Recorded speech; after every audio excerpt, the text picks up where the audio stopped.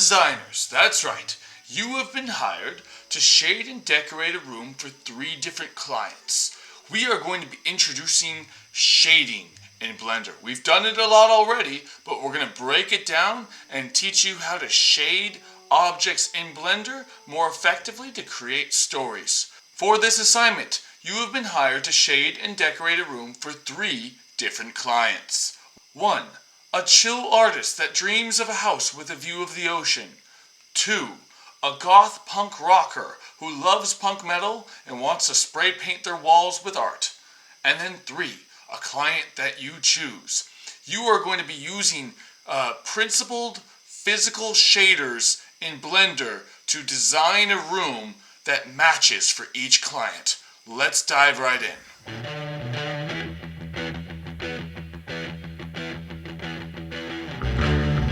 Okay, so what the heck is a shader?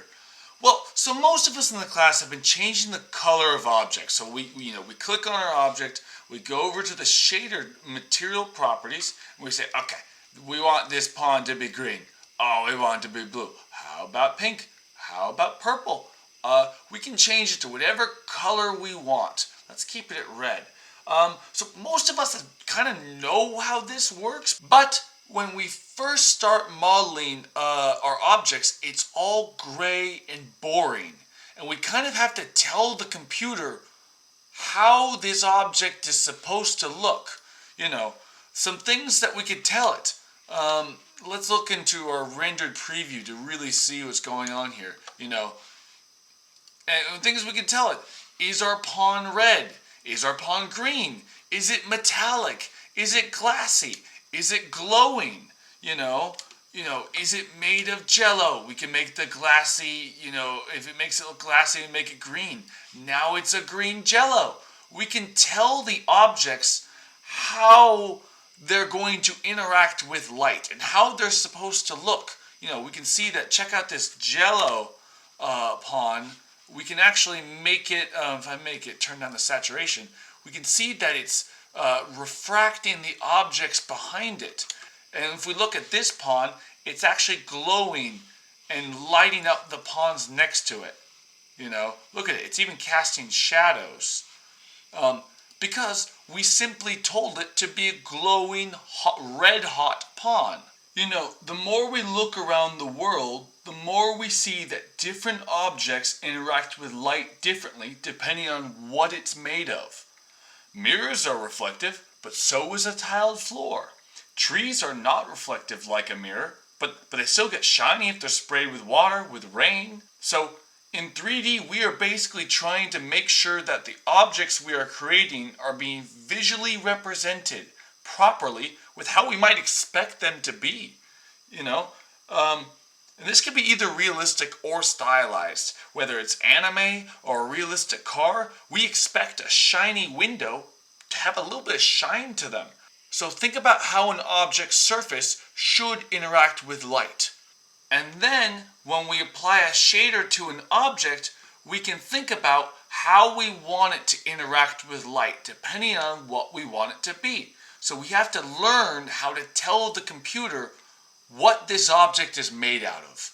So let's dive right into shading in how to apply shaders to objects in Blender 3D. Let's go. Okay, welcome to your basic room.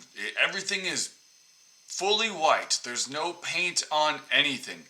You are going to be designing your room to match the given client.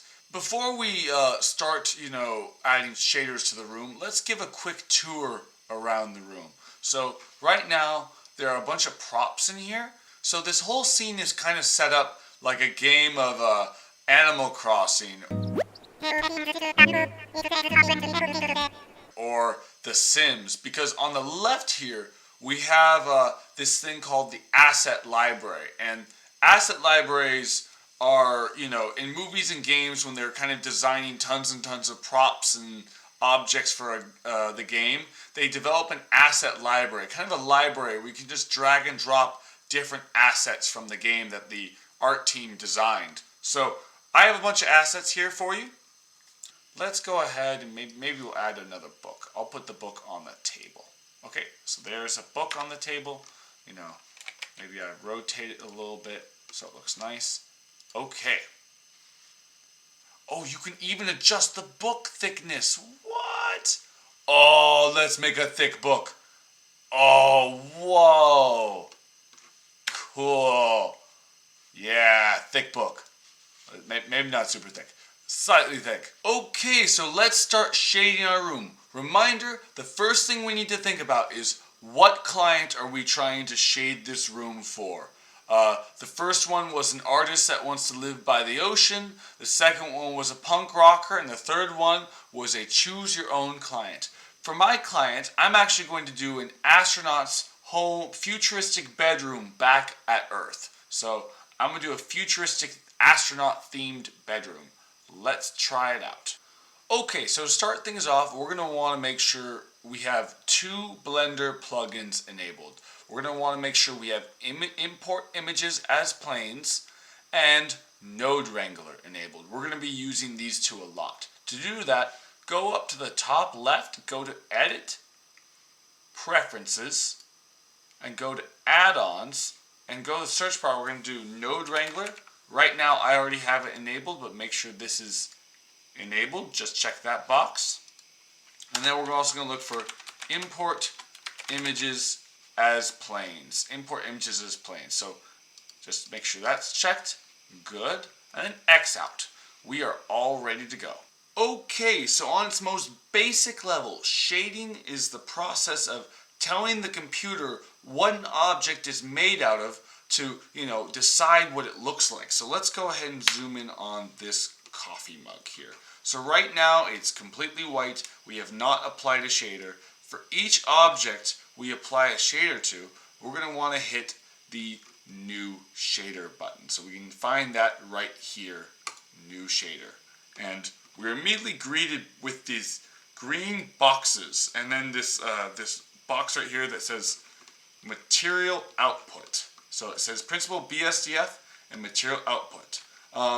If we hit control click and sever the connection here, so if we break this, it goes completely black, because this material output is basically just saying, computer, what do we want the object to look like? The output, it's the, what comes out of the material. So we have to make sure if we click and we drag on this dot, it's connected to the surface. Because now it has something that will actually tell it what to look like. So we can actually we can change the base color, change it to green, change it to blue, change it to red, change it to, honestly, to whatever color we want.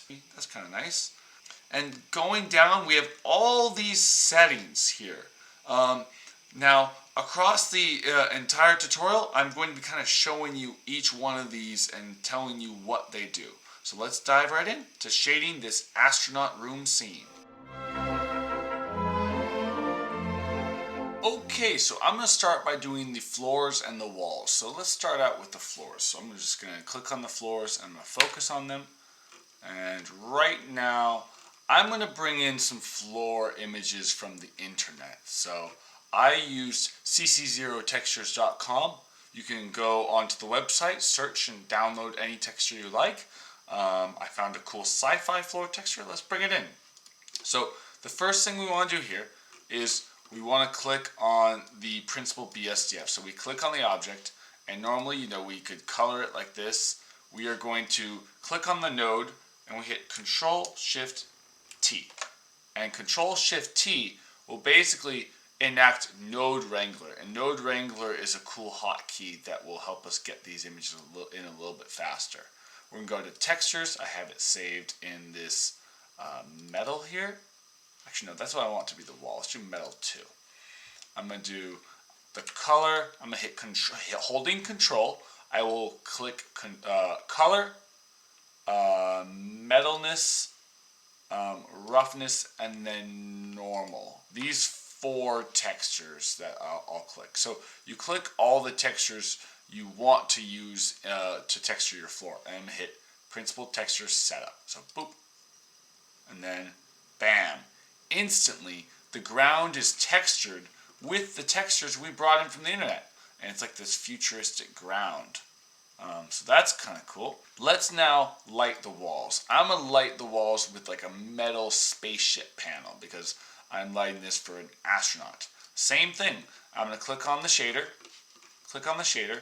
And hit Control-Shift-T. Control-Shift-T. That next node wrangler. We get our metal one.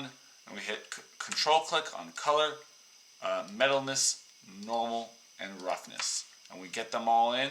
And we hit OK. Bam! Just like that, we have a metal wall. To show you, right now we have a texture coming in that's affecting the base color. So think about this. This node is like what's controlling the color. And that's going into the base color, so it's connecting like a wire, connecting the information into the base color. And then the metallic is saying how metal this surface should be. And then the roughness is controlling how rough the metal is, how shiny it is. So it's also what's adding these nice little scratches to the wall.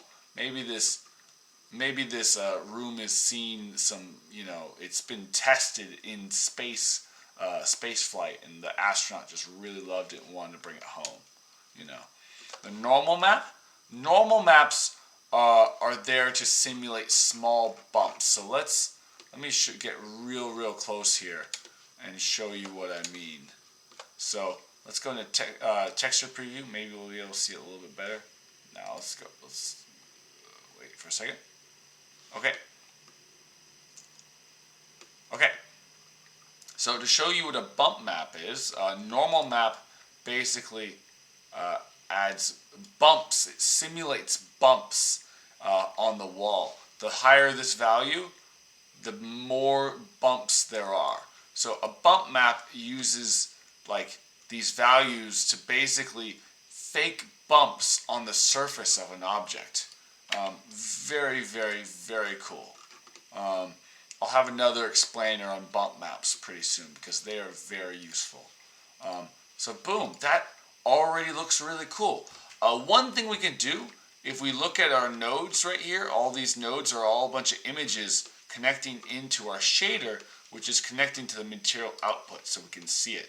We can actually control how this texture is placed on the wall. If we want the panels to be a little bit smaller, we can just go over here. If we go to our node here, zoom in to this node called the mapping node, we can change this value to make, look at that. So if I zoom in real fast, if I change the scale, it was 1. If I change this to 4, it'll stretch it. So I'm going to stretch this to maybe 3. And we're also do the same thing with the Y. So we're changing the X from a 1 to a 3. And now the wall is a little bit more dense. I actually kind of like that. Maybe we'll do a 2. That's interesting. Sweet. And I'm going to, now that I've made my material, actually 1 was interesting. It's kind of nice big paneled like that. Maybe 1.5. We'll do 1.5. I'm, still thinking about stuff. Yeah, that feels nice. Now that we've made our material, all we have to do to apply it to this wall is just go to this little checkered ball here, and we can go in and we can look at like, okay, what is this? Wall .001. We just need to look for that same material. So I'm going to hit the search bar and say wall .001. Click on that. And now we have a spaceship floor and a spaceship wall. So, okay, so I'm looking at this scene here, and I kind of want to make this stuff in this scene really futuristic. So I'm going to go ahead and go this teapot, this porcelain teapot. By the way, if you ever get lost, if you wonder like, where are my nodes? I can't see them. Just hit A and then period. When you click on period, it will actually focus in on a node. Usually it should do this. If you ever get lost, hit A and then period, and that should focus you back onto the node. Okay, so I want to make a futuristic teapot here. Let's go ahead and use maybe the metallic values. Let's give it a little bit of metal. So we're going to go make it look kind of futuristic. Look really close. And notice how it's also affecting the teacup because they're actually sharing the same shader. I'm going to go ahead and let's try to make this, see what happens when you turn down the roughness. Now it becomes this perfectly chrome,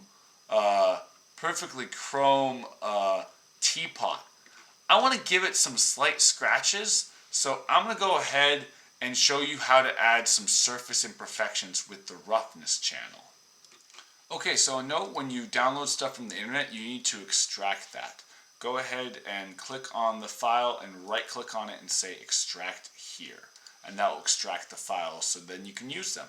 So let's go ahead and bring the scratches into Blender. So roughness is a really important channel for adding surface imperfections. Surface imperfections are your scratches, your smudges, your fingerprints, your, everything that makes the surface look imperfect. That's what the roughness channel is really great for. So let's add some surface imperfections. I'm going to go into add, search, and I'm going to say add an image texture.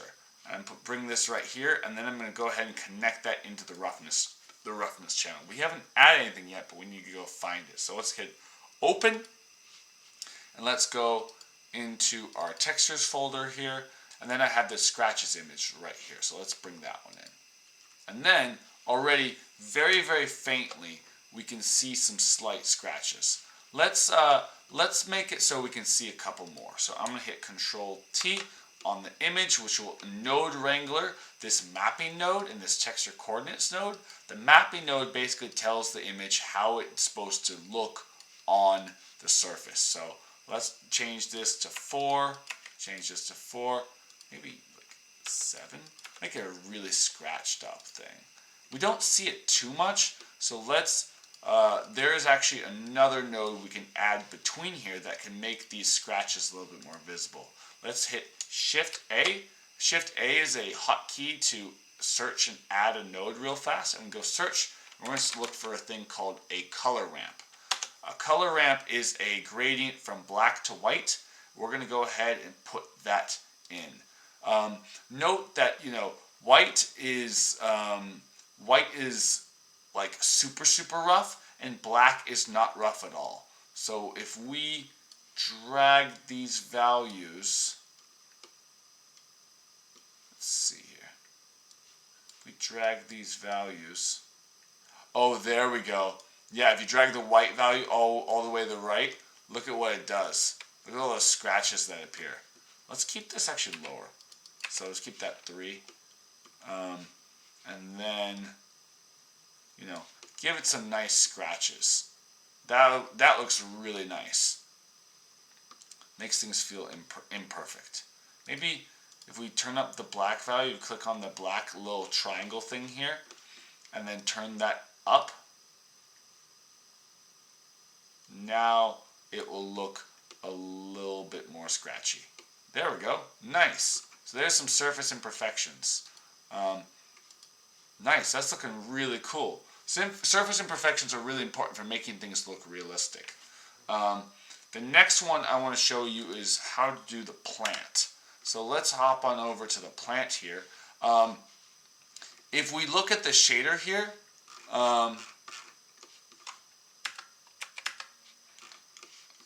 that's being very weird. So what's cool is we actually have certain objects have more than one shader built in. So if you click on the slot channel here, there's a shader for the pot, the dirt, the leaves, and then the stem. Let's focus on the leaves right now. So, typically leaves are green, and then the stem would also be green. So let's throw this. I'm just zooming out with the scroll wheel. I'm going to make this green as well. So right now, I mean, this is a space dude, so I'm going to make this, I'm actually going to make it, I'm gonna make it actually a red plant. Maybe he got it from space. Maybe it's this magical plant. So I really think that's fun to make it kind of have the different color. One thing though is that plants and skin have this thing called subsurface scattering. And subsurface scattering happens whenever light goes into an object or a surface and makes it light up from within. So let's see what happens when we turn up subsurface scattering. So not much at first, but let's see here. Let's change the subsurface color.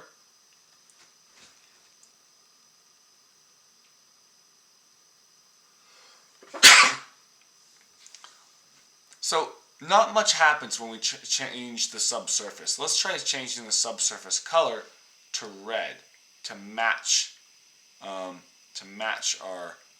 plant here. Now let's try dialing this back. So then now, maybe let's try making it green. Let's try and make the color of the color of the plants themselves different from the subsurface color. Because subsurface happens whenever, maybe we'll give it a bluish, that might be interesting. Yeah, okay. Yeah, this is where we start playing. We just kind of dial it in subtly. Subsurface shading is what happens when light goes into a soft, fleshy object and kind of lights it up from within. Let's do the same thing for the stem. So let's go slot, 2 and have a stem. Let's grab this one. I'm just zooming out to find it. We'll turn up the subsurface, and then we're also going to give the subsurface color a bit of blue. And now it starts to look kind of like light's kind of coming through the plant, and it looks like it has a little bit more life to it. So sweet, awesome. The next thing I want to show you is emissive textures. So emissive textures are glowy things. And right now we have this computer screen. If we click on the computer and then focus on it, we can actually change what's on the computer screen. Real fast, I actually want to just say, let's make this, let's see, this is going to change color. Ooh, black. Ooh, okay, let's give it a black and orange keyboard. So let's give it an orange keyboard. Yeah, that looks futuristic to me. And let's make the black kind of metally. So let's turn down the roughness. Oh, yes, there's my futuristic computer. Black and orange. Looks kind of cool. Then let's put something on the screen. Let's put a logo on the screen. So we're going to be scrolling down to the emission color right here. So emission, what is emission? Emission, so if I just change this color to be green, and then I turn this up, notice how it actually starts to light up the room around it. Because you're basically, when you turn up the emission, it actually turns your surface into a light, which is super cool. Let's go ahead and set that down to 1. We're actually going to use an image to emit. So I'm going to go Shift A, adds an image, and we're going to say image texture. We're going to enter, and then we're going to click and drag from color to emission. And right now there's no image in here, so it's going to turn pink. So I'm going to hit open, and let's go find that image. And we can kind of decide what we want that image to be. So go to textures. I have this blue screen here. And then, okay, but it's a little too big. We can fix that. So let's fix that real fast. Also, let's turn up the metallic, because remember, it's a computer screen, so we want it to be reflective. So turn up the metallic, turn up the specular too. I'm just kind of looking at it real fast. Maybe the metallic needs to be up a little bit more. Okay, that looks cool. So it's reflecting the surface around it. But right now our text is super big.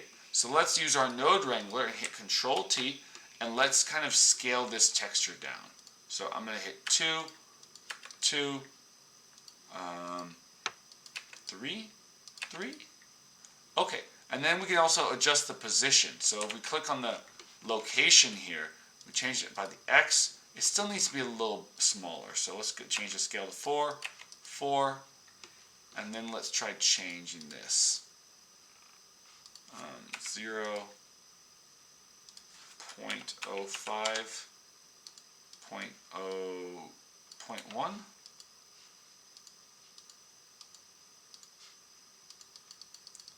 Get that till it's centered. There we go. Okay, that's pretty good. And then let's turn up the emission strength. Let's turn that up. So right about there. So now we have a computer screen that's actually emitting light. Oh, how can we forget the kitty blanket? Oh yes, this is the one object I left unshaded because the kitty's really cute. Let's give the blanket, we want a space green blanket. So I'm gonna go to base color. I'm gonna make it green, like it's got this like alien look to it. Oh yes, we have a futuristic space kitty blanket. Let's turn down the roughness so the reflections become a little bit more crisp, and it looks like this metal shiny space blanket. Kind of cool. Yes, kitty. Okay. I'm feeling a little bold here, so let's make this. Okay. What should we do? Should we make what should we make glass? Let's do this one. Let's make this one completely transparent. So to show you how to add some glass shaders, I'm going to go down to the transmission value. So right here at the bottom, I click on my object and I'm going to turn up the transmission. And right now, you don't see it too much. But when I turn down the roughness, the glass becomes transparent. The cup becomes transparent. It's kind of cool. Let's make this blue. I want it to feel futuristic, so maybe blue-green might be cool. What happens if we turn subsurface up? Not much. Turn up the specular. That's like the highlights. Yeah, clear coat sounds nice. So now I have this super transparent. Okay, the last thing I want to show you is how to make a background image, and that's how we're going to use File, Import Images as Planes. So I'm going to go File, Import Images as Planes, and I can find an image to put as my backdrop. So in my textures file, I have this image of a spaceship launching off. So I'm going to click on that.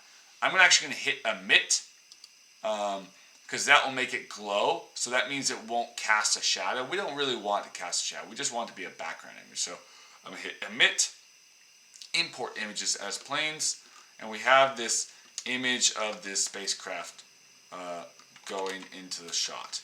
But you'll see when we put it outside, it blocks the sunlight coming in through the window, and we don't want that. So if we can actually go into the object settings right here. So this yellow tab is the object properties. There's this thing called ray visibility. We can turn off casting shadow. So then check it out. Light will go straight through this plane, even though it's literally right in front of the plane. It's right in front of the light. So now this won't cast a shadow. So this is really great for lighting your windows. I'm going to turn down the emission strength and just kind of let it go. So now this is about the start of a room for an astronaut. Some things that you're going to have to do. Think about what kind of posters you want your character to hang up on the wall. Think about what kind of backdrop. Think about if you want to add any other props. One other thing. So think about how you want to design the room to properly decorate your room to properly match your character. Good luck. I'm excited to see how it goes, and there'll be more tutorials soon. Have a good rest of your day.